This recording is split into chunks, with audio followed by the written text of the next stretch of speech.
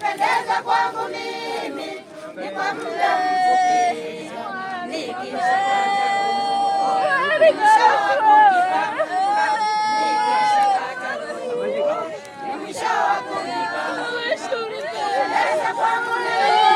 Naitwa Stefano Airos Nzunda na kijiji cha Antesia.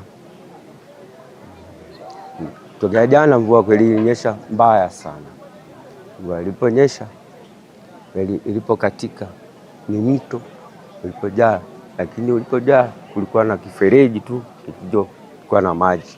Wale watoto walikuwa wanakishangaa kile kifereji, wakawa wanacheza na kuruka, wakawa watatu. Mwanangu alikuwa mdogo, alipojaribu naye kuruka ndio maji alipomsomba. Taarifa iliyotukuta mimi nikawa ni msibani, ilimkuta mama mzazi mwenzangu. Wale watoto waliokuwa wanacheza nao ndio waliokuja kwa mama kumwambie kwamba mama, wenzetu ameondoka na maji. Nikaenda kumfuatilia, ameondoka kilomita kidogo mbali kidogo toka na nyumbani. Kwa jina naitwa Winston Leonard Nzunda. Jana mnamo kitu kama saa 7 hivi sikuwepo nyumbani, nilipigiwa simu kwamba bwana, nyumbani nyumba imezuliwa. Ni kweli niliondoka sehemu nilikokuwepo, kufika hapa nyumbani nikakuta ni kweli nyumba imeshaizuliwa. Bahati nzuri majirani walikuja wakafika, wakawa wameokoa baadhi ya vitu, lakini vitu vingi vimeshaharibika. Masala ni mbolea imeloa yote, mifuko kama 11, alafu vitanda vimeloa, na bati zote zimeharibiwa. Asante. Kwa majina ninaitwa Deo Lamson Haonga, mwenyekiti wa kitongoji cha Antesia Kati. Nafikiri kwa madhara mengine ambayo yamejitokeza hasa kwa kitongoji kile cha Antesia Kati ndio hayo madhara kuzuia kwa nyumba na baadhi ya mashamba kuharibika kabisa kwenye upande wa mahindi, lakini pia kitongoji jirani kimeweza kuzuiliwa pia nyumba na pia hata maji kusomba mtoto ambaye amefariki. Mazishi yanafanyika leo.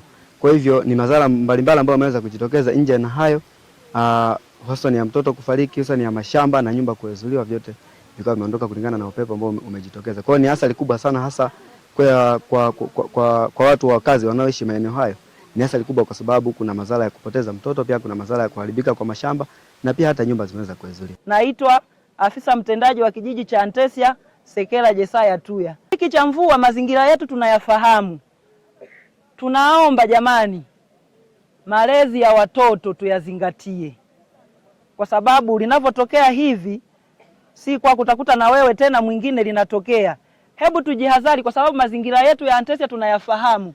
Ndio maana unakuta mvua tukiziona tu mvua zinataka mvua zikiwa zinataka kushuka, huwa tunatahadharisha hata watoto mashuleni tunawarudisha mapema, kufuatana na mazingira tunayoishi tunayafahamu. Hivyo naomba akina mama, malezi ya watoto, hebu tujitahidi watoto kuwa nao kwa ukaribu, hasa kipindi hiki cha mvua. Mvua ya mwaka huu inaonekana si njema sana, hivyo tuchukue tahadhari.